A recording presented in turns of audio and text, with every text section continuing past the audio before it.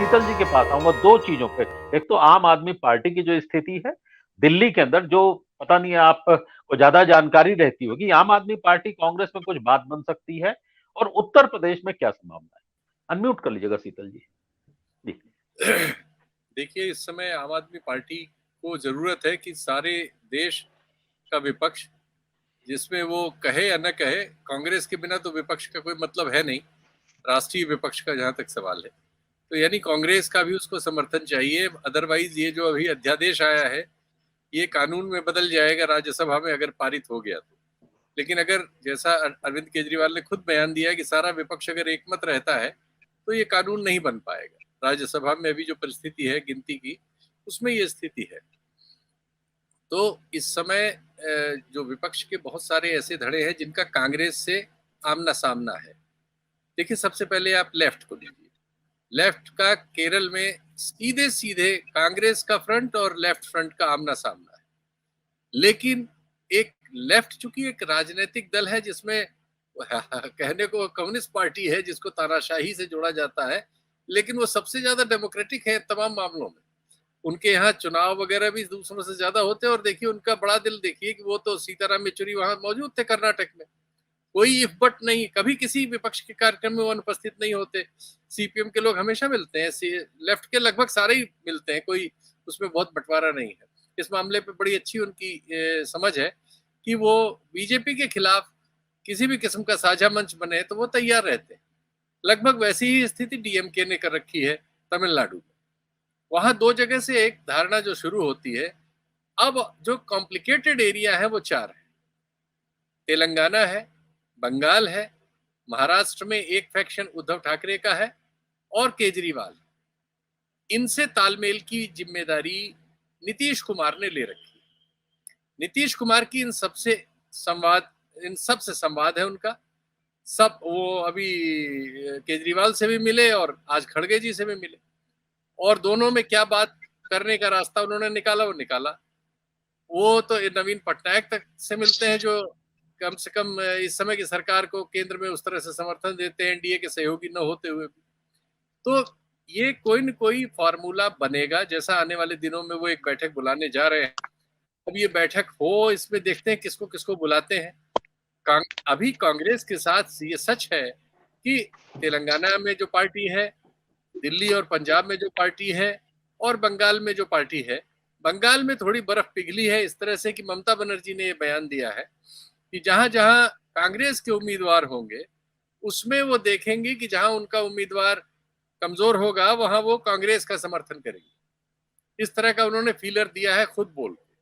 तो अगर ऐसा भी होता है और 5-6 सीटों पर ऐसी कांग्रेस की सीटों को समर्थन कर देती हैं जिनमें से कांग्रेस 70-80% सीट जीत जाती है, तो ये बहुत अच्छा स्ट्राइक वहां से निकलेगा। लेफ्ट से उनका नहीं बनता न बने, ठीक है, जिससे बनता उससे बन जाए। ऐसी परिस्थितियां धीरे धीरे बनेंगी और मुझे लगता है कि केजरीवाल से भी कोई न कोई किस्म का सीट एडजस्टमेंट हो जाएगा, प्रत्यक्ष नहीं तो परोक्ष हो जाएगा। यूपी में मुझे कोई बहुत परेशानी नहीं दिखती।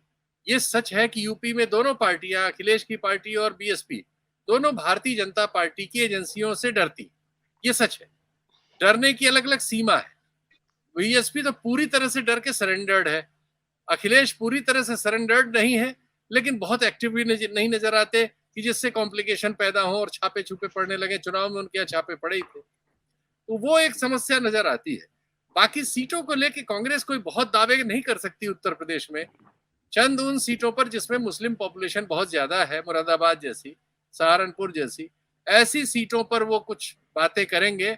अदरवाइज ज्यादातर सीटों पर निश्चित तौर पर उन्हें समाजवादी का पार्टी का वरद हस्त स्वीकार करना ही होगा। प्रैक्टिकल पोजीशन यही है, उसमें कोई दूसरी राय हो नहीं सकती।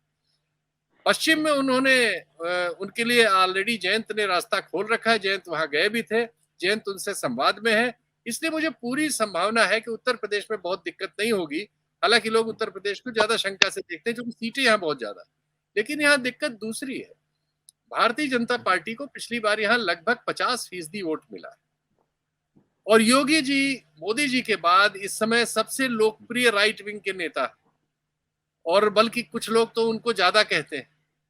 और वो योगी जी यहाँ पे मुख्यमंत्री हैं, वो एडमिनिस्ट्रेशन का भी बहुत जबरदस्त इस्तेमाल कर रहे हैं। अपने प्रशासन को चलाने में। अभी स्थानीय निकायों के चुनाव समेत हम जो भी एक्टिविटी यहाँ देखते हैं, उसमें देखते हैं कि विपक्ष के लिए वो बहुत जगह नहीं छोड़ते।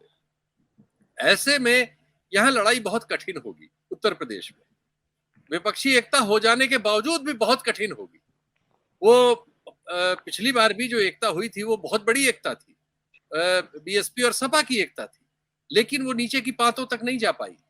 तो ये जितना देर करेंगे, वो मुझे यहाँ उत्तर प्रदेश में जो नुकसान लग रहा है वो ये कि ये इस फैसले को लेने में बहुत देर करेंगे, और जब ये देर करेंगे तो वो मोमेंटम नहीं बन पाएगा। और चूंकि बीजेपी पिछली बार के चुनाव में 50% पे खड़ी है, और अगर वो उसके आसपास मेंटेन करती है तो सबके लिए 2-4 मुश्किल से 10 सीटें बचेंगी, जिनमें विपक्ष अपना जो भी कलाकारी है, पहले 15 थी, अब 10 बचेंगी जिसमें वो कुछ कर पाएगा, बाकी वो सब हारेगा।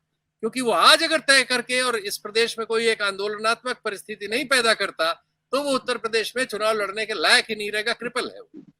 और ये बात अगर वो नहीं समझना चाहता तो वो आत्महत्या के लिए तैयार है, उसका कोई हल नहीं। मुझे बिल्कुल उम्मीद है कि आम आदमी पार्टी से जो सबसे क्लिष्ट लग रहा है उससे सीट एडजस्टमेंट हो जाएगा, क्योंकि वो इस समय बहुत दबाव में है। आम आदमी पार्टी के 2 बहुत प्रमुख नेता जेल में है।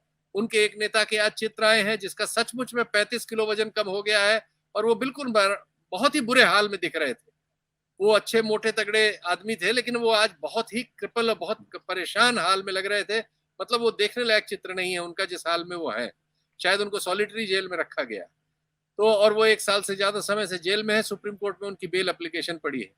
दूसरे भी काफी समय से जेल में है, और काफी समय तक अभी जेल में उनको डाले रखने की व्यवस्था इस सरकार ने कर रखी है।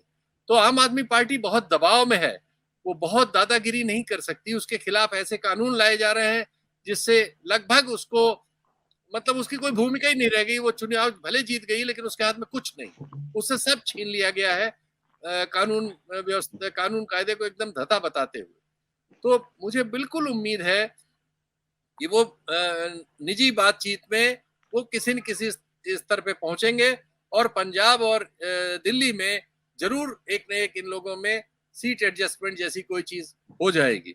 लेकिन फिर मैं कहूंगा कि ये सीट एडजस्टमेंट मोदी जी का जवाब नहीं है। मोदी जी का जवाब है कॉमन मिनिमम प्रोग्राम और कॉमन मिनिमम प्लेटफॉर्म। अगर विपक्ष ये नहीं बनाता और जनता के पास वो सब चीजें लेके नहीं जाता, जैसा उसने कई 2 साल से लगातार कर्नाटक में किया, और चुनाव के दौरान 4 महीने तक गांव-गांव में जाके एक-एक आदमी को गारंटी के कार्ड बांटे, कन्विंस किया। अगर ये सिर्फ ये सोचेंगे कि चुनाव के 30-35 दिनों में सीट एडजस्टमेंट करके और उम्मीदवार का घोषणा करके और पिछले चुनाव की तरह लड़के हार जाएं, तो फिर उसका कोई इलाज नहीं है। इनको पहले से एक कॉमन मिनिमम प्रोग्राम लेके जनता के बीच जाना चाहिए। वो सबसे कठिन परिस्थिति है, उसमें अभी मुझे बहुत संभावनाएं नहीं दिख रही हैं।